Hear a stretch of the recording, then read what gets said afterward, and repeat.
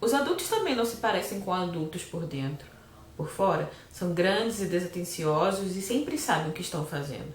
Por dentro, eles se parecem com o que sempre foram, com o que eram quando tinham a sua idade. A verdade é que não existem adultos, nenhum, no mundo inteirinho. Ela pensou por um instante e então sorriu. Tirando a vovó, claro.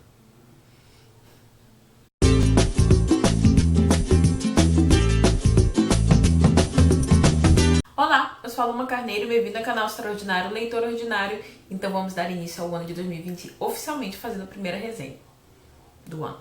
No vídeo passado de TBR, se você não viu qual foi o livro sorteado, eu vou deixar o link aqui no cartão em cima e no box de descrição embaixo. Eu disse que a primeira resenha ia ser o Mágico de Oz, mas porque por algumas coisas no meio do caminho eu ainda não vi o filme, então vai ficar pra semana que vem. E aí hoje nós vamos conversar sobre O Oceano no Fim do Caminho, do Neil Gaiman. Que livro, senhores! Essa, na verdade, é uma releitura e uma exaltação à infância. A infância aqui retratada no início é uma infância mais parecida com o que talvez o próprio Neil Gaiman tenha passado. Nos agradecimentos ele vai falar que essa não é a família dele. A família retratada aqui não é a família dele, mas que ele se inspira de uma forma ou de outra. Acredito que essa também tenha sido muito a infância dele retratada aqui. Não foi muito a minha. A minha eu ia mais pra rua, ralava o joelho, eu andava de bike, eu andava de patins. Que mais? Brincava de pira se esconde. Mas essa infância aqui ela é mais introspectiva. O garoto lê muito, ele não tem amigos. A história começa dele indo ao funeral e nesse funeral ele relembra sua infância, então ele vai para casa onde ele morava na infância e ali ele lembra, quer dizer, relembra, né? Por exemplo, a sua festa de 7 anos, que não foi nenhum amiguinho. Então ele ganhou mais alguns livros que ele adorava ler e um gatinho que ele deu o nome de Fofinho. Ele também lembra, né, de uma casa que tinha no fim do caminho e quando ele vai chegando ali perto, ele vê uma senhora, relembra vagamente alguma história que ele possa ter vivido ali naquela casa, mas de repente, quando ele pede para ver um laguinho que tinha lá atrás daquela casa, que ele também vai lembrar remotamente, ele se lembra de tudo. E ele vai se lembrar dessa infância realmente tão mais isolada, mais solitária. Ele vai lembrar quando a situação financeira apertou na casa dele, então, por exemplo, o quarto que ele morava sozinho ia ser então liberado para alguém que fosse, né, lhe se hospedar, uma espécie de pensão talvez. Então ele passou até a cama dele no quarto da irmã também, eles começaram a dividir o quarto, né? Acontece que esse cara que se muda para pensão se mata, né? Ali ele rouba o carro da família e vai numa estrada direto e lá então ele comete esse suicídio e acontece que esse suicídio aconteceu numa localidade que despertou muitas coisas em outras dimensões.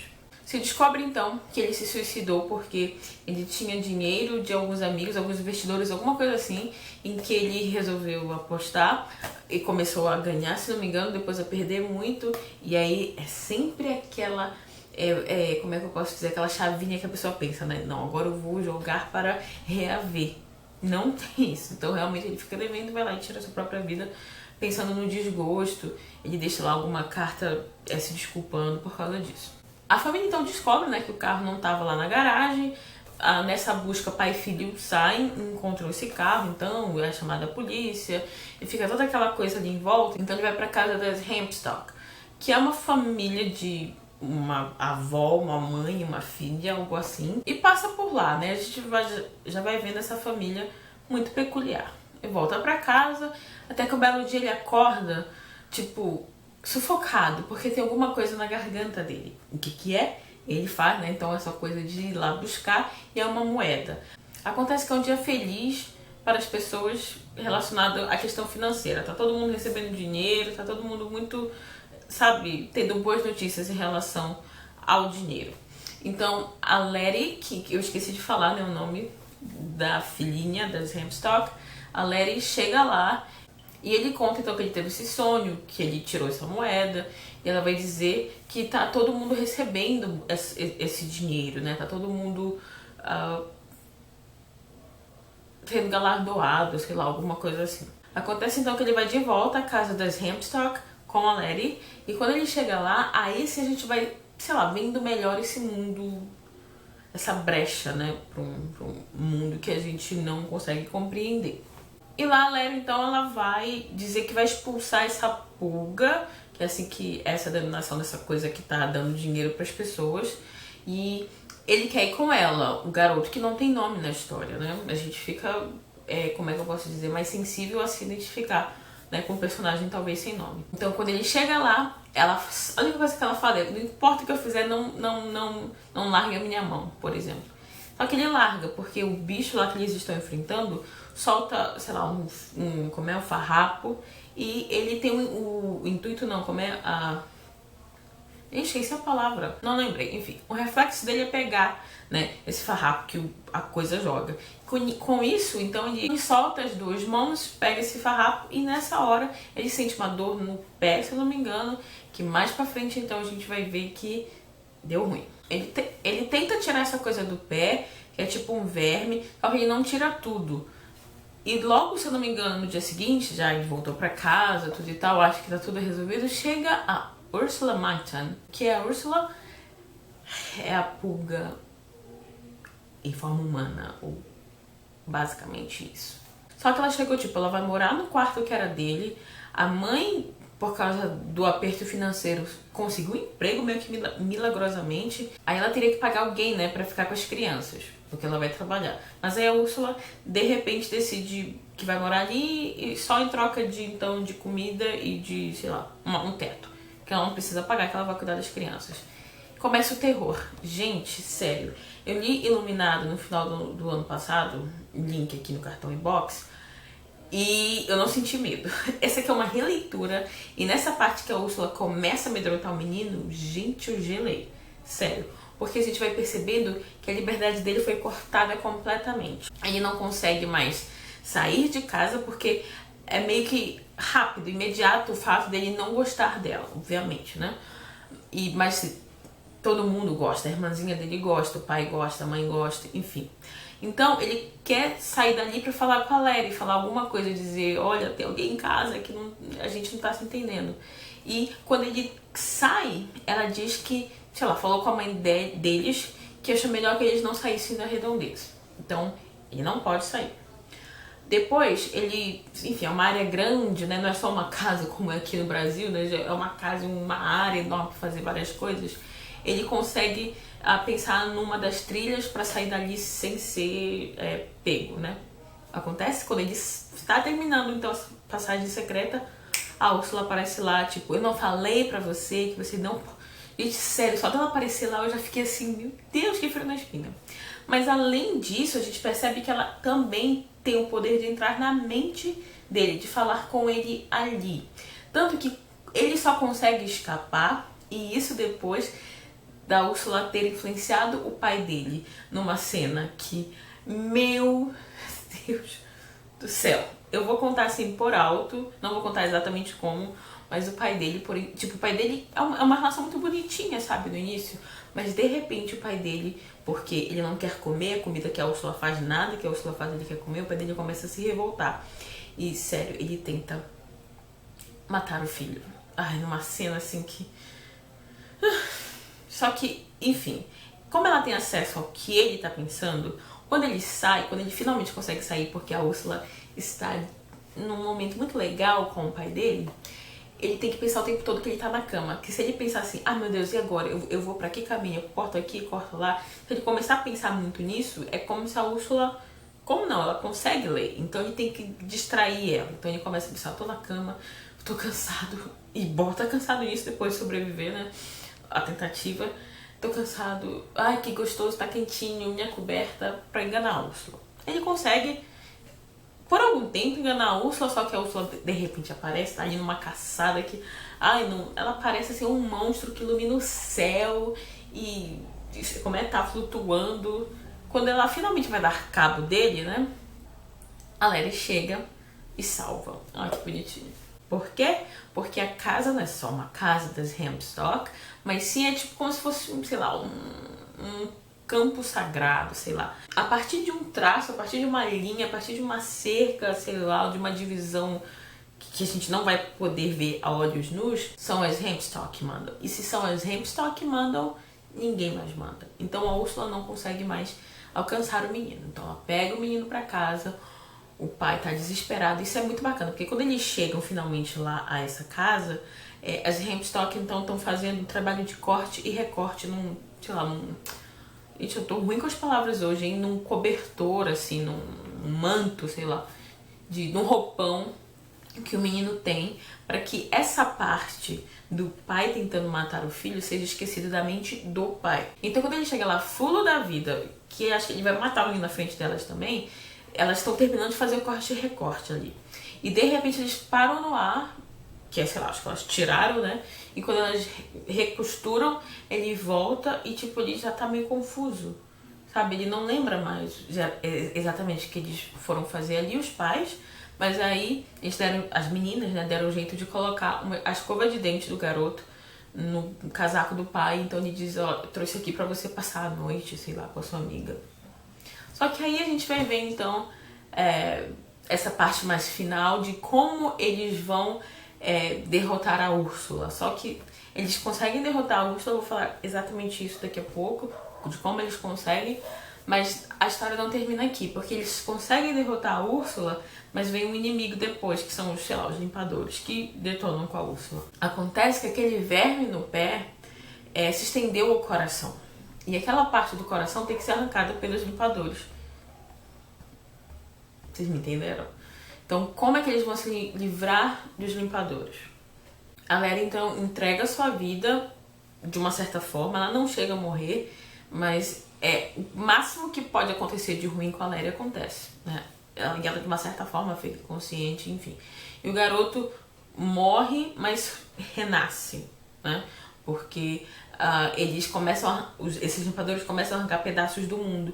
E aonde eles saem é interessantíssimo. Não fica negro, fica cinza, ficam desbotados, sabe? Então, mas antes disso, a vó Hempstock, né, eu diria, sei lá, como é que no livro se chama?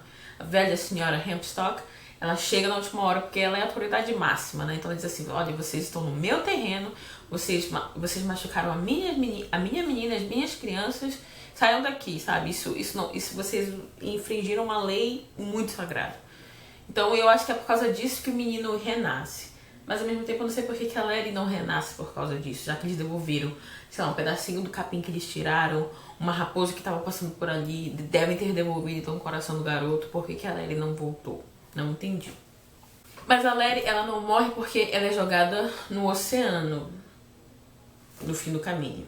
O engraçado é que é só um laguinho, porque o menino, como eu contei no início, ele chega lá e ele vê que é um laguinho, mas que na verdade é um oceano. Tanto que numa parte da história, para ele fugir a primeira vez dos fascinadores, ele tem que mergulhar num balde que tem água, que é o laguinho que ele achava que era, mas quando ele entra, nossa, ele alcança assim o nível.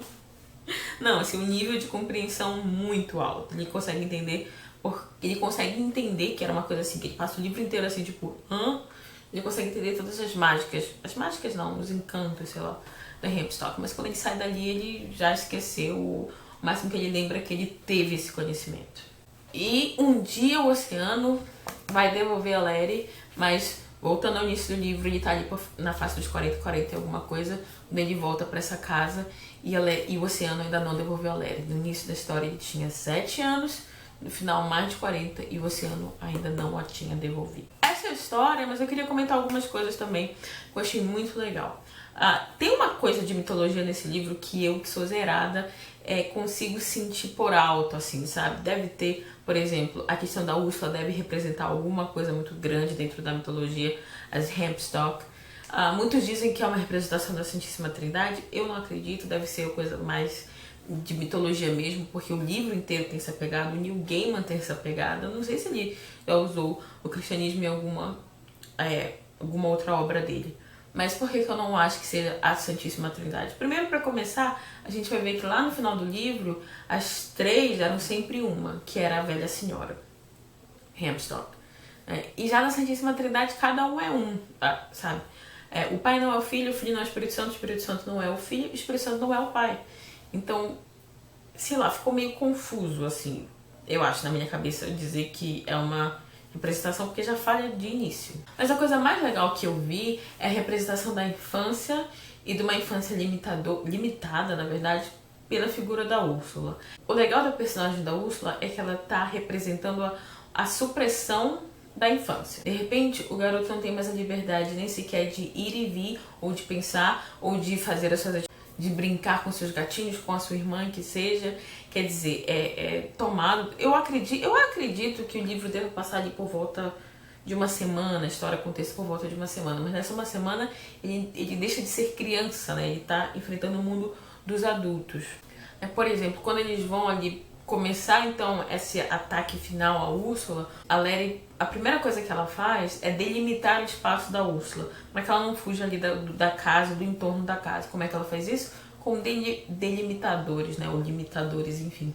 Que são objetos que ela tem uma aventurinha lá para trocar, passa por uma aventura para trocar, mas que são partes de brinquedo de infância, né, quebrados. Então são olhos, mãos mastigadas, são instrumentos musicais de crianças quebrado, peteca. Então são todos esses objetos que fazem com que a Úrsula seja limitado o ataque dela. E até mesmo o seu deslocamento também. Então esse pode ser viagem minha? Pode. Mas o fato de serem objetos quebrados e não tipo uma boneca perfeita, mostra talvez objetos que foram usados, brinquedos que passaram assim por mãos, que foram... Eu não quero dizer eu acho que nem existe essa estrutura, mas brinquedos que foram brincados, entendeu? Você não tem ali um violãozinho perfeito, você não tem, sei lá, uma peteca brilhando. É tudo muito caquético, porque brinquedos de crianças são assim. De crianças que brincam com seus brinquedos, né? Por um lado, essa figura que suprime a infância, ela explode como uma consciência adulta, porque ela entende, ou ela acha que entende o que todo mundo quer. Ela vive dizendo o tempo todo, enfim, que ela sabe que os adultos querem, e ela quer, o que ela quer é que eles sejam felizes, para ela passar também bastante tempo na Terra, né?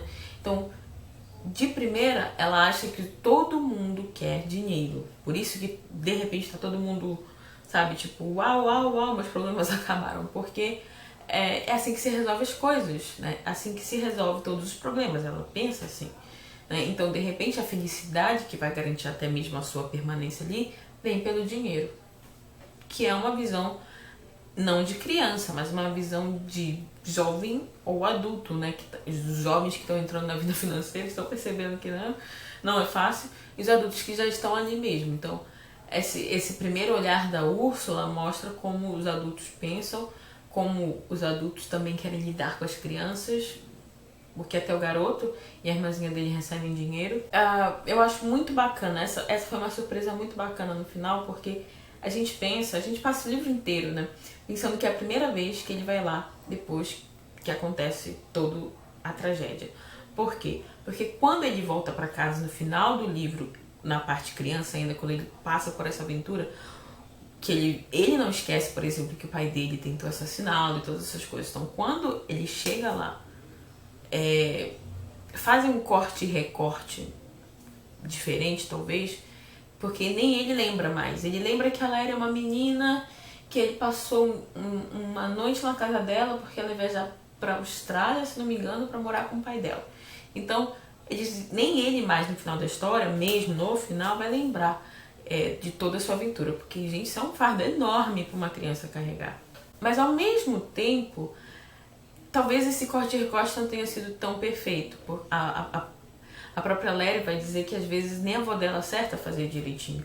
Porque sempre no momento de pressão, de ansiedade, de frustração, ele volta primeiro para a casa dele. De lá ele tem essa remota lembrança de que tinha uma casa no fim do caminho, e quando ele chega lá, tudo explode.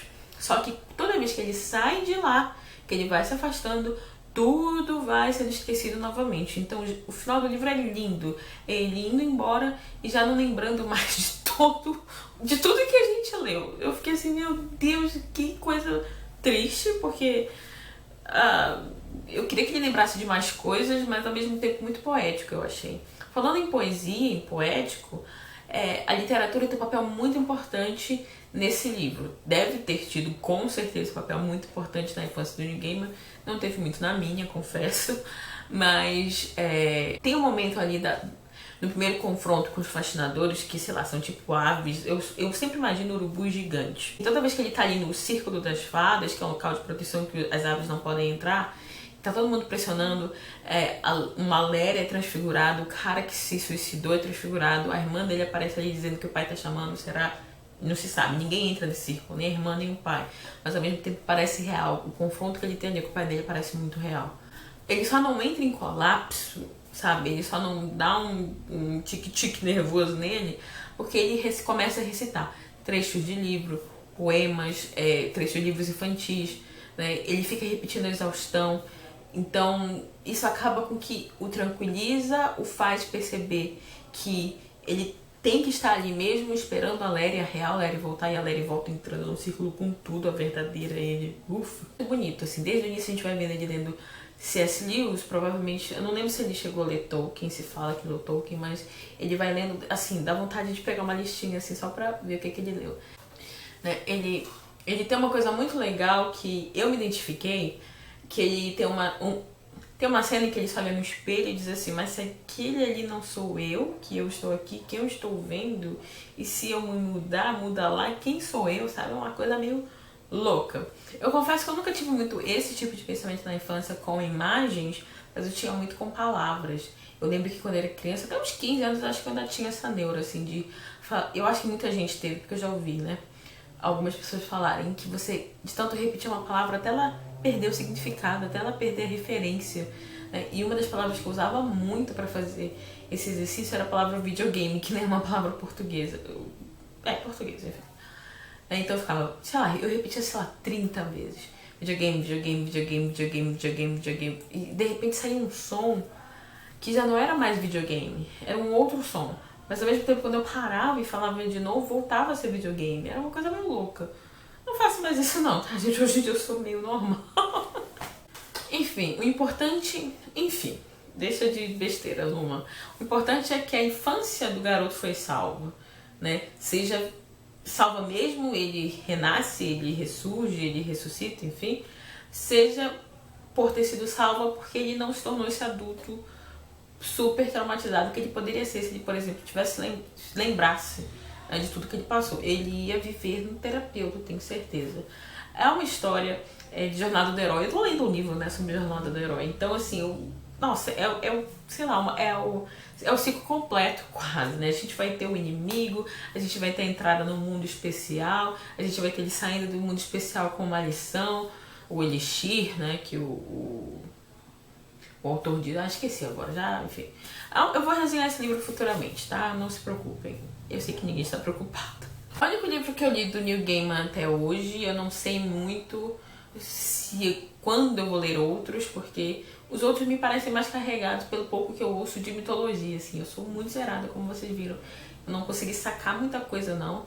Consegui sacar uma referência aqui ali, mas acho que nem vale a pena, assim. Então... enfim, se vocês gostaram do vídeo, por favor, não se esqueçam de deixar a curtida. Se tiverem gostado de mais outros vídeos, se queiram deixar a sua inscrição, eu agradeço e fico por aqui. Enfim, obrigada pela visita.